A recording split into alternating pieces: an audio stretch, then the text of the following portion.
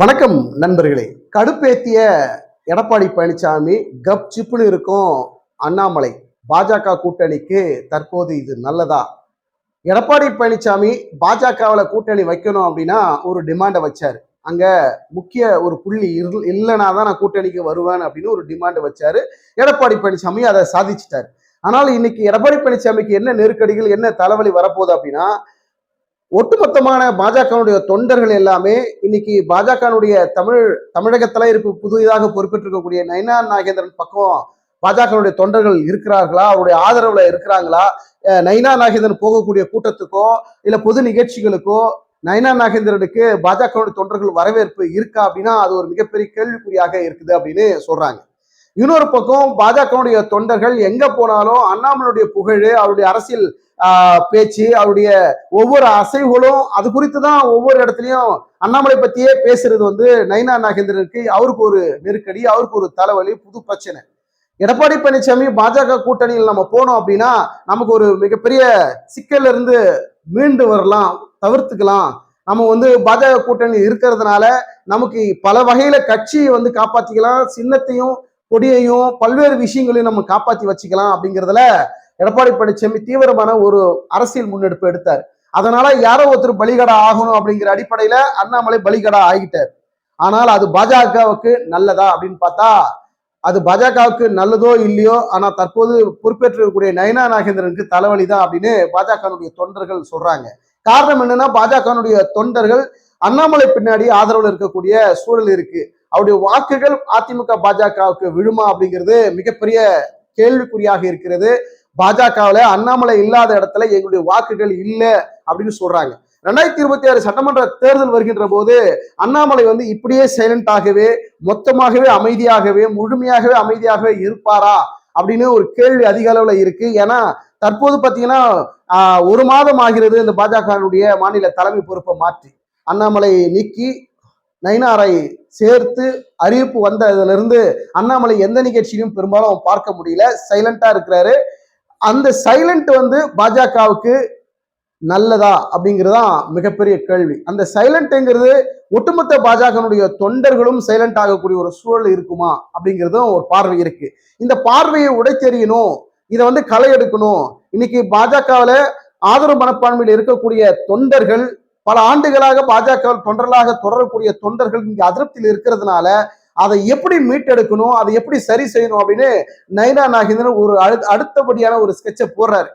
அண்ணாமலையை பின்தொடரக்கூடிய தொண்டர்களை எப்படி மடைமாற்றினா என்ன, மீண்டும் பாஜகவுடைய ஆதரவாளராகவே தொடர வைப்பது என்ன பண்ணணும் அப்படின்னு நயினா நாகேந்திரன் ஒரு அதிரடியான பிளான் எல்லாம் பண்றாரு. அந்த பிளான் எல்லாம் பலிக்குமா? இங்க நயினா நாகேந்திரனுக்கும் அண்ணாமலைக்கும் ஏதாவது நெருக்கடியா? இன்னைக்கு பாஜகனுடைய மாநில பொறுப்பு ஏற்கக்கூடிய சூழல் இருந்த போது, நயினா நாகேந்திரன் இருந்த போது கூட மனமுகர்ந்து மேடையிலேயே அண்ணாமலை கட்டி தழுவி அவர் தான் பொறுப்புங்க, இனிமே அவர் தாங்க மாநில தலைவருங்க அப்படின்னு ஒரு மனமுகர்ந்து முக மலர்ச்சியோட தான் அந்த பொறுப்பு வழங்கிட்டு அவர் விலகினாரு. அப்படி இருக்கக்கூடிய சூழல்ல ஒட்டுமொத்தமான தொண்டர்களும் அண்ணாமலை விலகியது போல, அமைதியானது போல பாஜகவுக்கு இது பின்னடைவு ஏற்படுமா அப்படிங்கிற ஒரு பார்வையும் இருக்கு. எடப்பாடி பழனிசாமிக்கு தலையில என்ன இடி அப்படின்னா, நம்ம கட்சியை காப்பாற்றணும், சின்னத்தை காப்பாற்றணும் அப்படிங்கிறதுனால, இரட்டை இலை சின்னத்தை காப்பாற்றணும் அப்படிங்கிறதுனால நீதிமன்ற வழக்கு, கட்சியினுடைய பொதுச் செயலாளர் பதவி பிரச்சனை இருக்கிறதுனால பாஜக கூட்டணிக்கு நம்ம போனோம்னா இப்படிப்பட்ட ஒரு சூழல் எல்லாம் தவிர்த்தெல்லாம் ஒரு முடிவுக்கு கொண்டு வரலாம், அப்படி ஒரு சாதகமான தீர்ப்பை நம்ம பக்கம் கொண்டு வரலாம் அப்படின்னு எடுக்கப்பட்ட எடப்பாடி பழனிசாமியுடைய இந்த முடிவு தவறாகி போக போகிறதா அப்படிங்கிற ஒரு பார்வையும் இருக்கு. ஏன்னா அண்ணாமலை 2026 சட்டமன்ற தேர்தல் பிரச்சாரத்திற்கே வருவாரா அப்படிங்கிற ஒரு மிகப்பெரிய கேள்வி இருக்கு. பாஜகவுடைய தலைமை அமித்ஷாவோ மோடி அவர்களோ அண்ணாமலை தேர்தல் பிரச்சாரத்துக்கு களத்தில் இறங்குங்க அப்படின்னு சொன்னா கூட அண்ணாமலை என்ன முடிவெடுக்க போகிறார்? டெல்லி தலைமைக்கு தலைவணங்கி அமித்ஷா மோடி அவர்களுடைய பேச்சை கேட்டு மீண்டும் அவருடைய கட்டளைக்கு பணிந்து இந்த தேர்தல் பிரச்சாரத்தில் களம் இறங்குவாரா அப்படிங்கிற சந்தேகமும் கேள்வியும் இருக்கு. ஒருவேளை மோடி சொல்ற பேச்சை கேட்டு அவர் களத்துல இறங்குவதற்கு வாய்ப்புகள் இருக்குதுன்னு ஒரு செய்தி வருது. ஏன்னா மோடியினுடைய ஒரு அன்பை பெற்றவர், ஒரு செல்வாக்கை பெற்றவர், மோடி அவருடைய ஆசி பெற்றவர் அண்ணாமலை அப்படிங்கிறது அனைவருக்கும் தெரிந்த விஷயம். ஏற்கனவே பல செய்தியாளர் சந்திப்பு கூட்டத்துல அண்ணாமலை சொல்லியிருப்பார், மோடி அவர்களுடைய பிரதமர் மோடி அவர்களுடைய எண்ணங்களே அவர் நெஞ்சில் எனக்கு நீங்கா இடம் இருக்குங்க. அவர் எது சொன்னாலும் அவருடைய ரசிகன் நான், அவருடைய தொண்டன் நான் ஒரு மாநில தலைவர் அப்படிங்கிறது கிடையாது.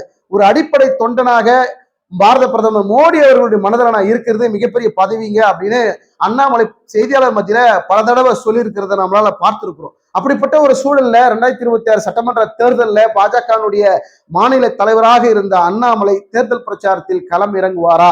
அமித்ஷா சொன்னா கேட்பாரா? மோடி சொன்னா கேட்பாரா? அப்படிங்கிற ஒரு கேள்வி இருக்கு. இன்னைக்கு முழுமையாக அமைதியாக இருக்கக்கூடிய சைலண்டாக இருக்கக்கூடிய அண்ணாமலை தேர்தல் நேரத்துல, தேர்தல் பிரச்சார நேரத்துல வெளிவருகின்ற போது அது பாஜகவுக்கும் அதிமுக கூட்டணிக்கும் அது சரியான முன்னெடுப்பாக இருக்குமா? அப்பவும் மக்கள் மத்தியில ஒரு எழுச்சி இருக்குமா? பழையபடி, அதாவது முன்னாள் மாநில தலைவராக இருந்த அண்ணாமலையுடைய எழுச்சி உரை குறையாது, அவருடைய பேச்சு குறையாது.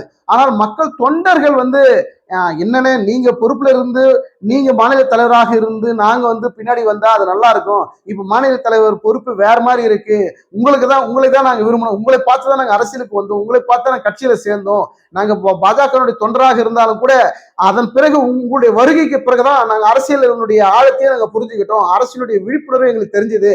அப்படிப்பட்ட ஒரு வழிகாட்டியாக இருந்த நீங்க இல்லாத இடத்துல நாங்க எப்படிங்க செயல்பட போறோம் அப்படின்னு தொண்டர்கள் மத்தியில் ஒரு குழப்பம், ஒரு குமுறல் இருக்கும் அப்படிங்கிறது ஒரு கருத்து கணிப்பாக வருகிறது.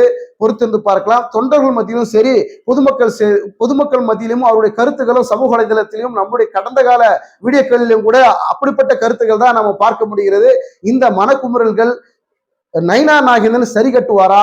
அண்ணாமலையை பின்தொடரக்கூடிய தொண்டர்கள் ஆதரவாளர்களை ஒட்டுமொத்த பாஜகவினுடைய பின்தொடர்பாளர்களாக மாற்ற நைனா நாகேந்திரன் முயற்சி செய்கிறார். அது சாத்தியமா?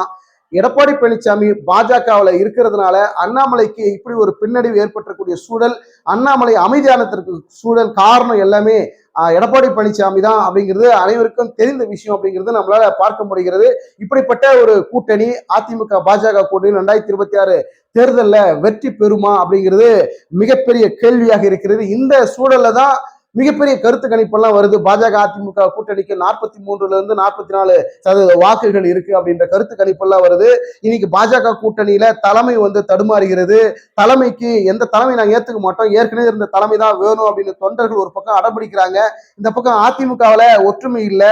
அதிமுகவுல ஒரு தலைமை பொறுப்புல எடப்பாடி பழனிசாமியும் அதிமுக தொண்டர்களை ஏற்காத ஒரு சூழல் இருக்கிறாங்க. 2500 செயற்குழு பொதுக்குழு உறுப்பினர்கள் மட்டும் வாக்கு செலுத்தினால் போதுமா? அதிமுக ஒட்டுமொத்த 1.5 கோடி தொண்டர்களும் பாஜக எடப்பாடி பழனிசாமி ஏற்றுக்கொண்டு பாஜக அதிமுக கூட்டணியை வரவேற்று அதை சம்மதித்து வாக்கு செலுத்தினால்தானே அது வெற்றி பெறும். இப்படிப்பட்ட இருபக்கமும் ஒரு சிக்கல் இருக்கிறதுனால இது எங்க போய் முடியும் அப்படிங்கிறது மக்கள் மத்தியில, தொண்டர்கள் மத்தியில மிகப்பெரிய குழப்பமாக இருக்கிறது. இந்த குழப்பத்திற்கு ஒரு முற்றுப்புள்ளி வைக்கணும் அப்படின்னா பாஜகனுடைய டெல்லி தலைமை அமித்ஷாவோ மோடியோ இதை தலையிட்டு மீண்டும் ஒரு பரிசீலனை செய்து பாஜக அதிமுக கூட்டணிக்கு அடுத்தடுத்து என்ன முன்னெடுப்புகள் செய்யலாம், ஒரு சலசலப்பு இல்லாமல், ஒரு பிரச்சனை இல்லாமல், இன்னைக்கு பாஜக தலைமைக்கும் சரி அதிமுக தலைமைக்கும் சரி எந்த பிரச்சனையும் இல்லாமல் என்ன பண்ணணும் அப்படிங்கிறது அமித்ஷா அவர்கள் அதிரடியான சில முடிவுகள் எடுக்க போகிறார் அப்படிங்கிற ஒரு தகவலும் இருக்கு. அதே போல இதுல இந்த விஷயத்துல மோடி அவர்களுடைய தலையீடும் இருக்கும். அண்ணாமலை அடுத்து என்ன களத்துல இறங்கணும், எப்படி செயல்படணும் அப்படின்னு மோடி உத்தரவிடக்கூடிய ஒரு சூழலும் இருக்கு அப்படிங்கிற ஒரு தகவல் தான் வருகிறது.